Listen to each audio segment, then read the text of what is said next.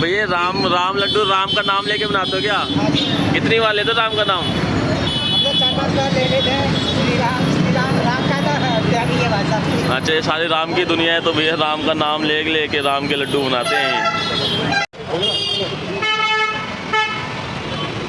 लो जी, आपके लिए तैयार हो रहे गर्मा गर्म ये राम लड्डू। और जो बचपन से खाए होंगे मूली डाल के राम लड्डू आपने खाए होंगे, तो भैया बहुत ही सालों से राम लड्डू बना रहे हैं। भैया कितना टाइम हो गया राम लड्डू बनाते? 30 साल हो गए। 30 साल से भैया यहाँ पे शिव मार्केट में राम लड्डू बना रहे। तो भैया कितने की प्लेट देते हो? 30 रुपये की। 30 रुपये की?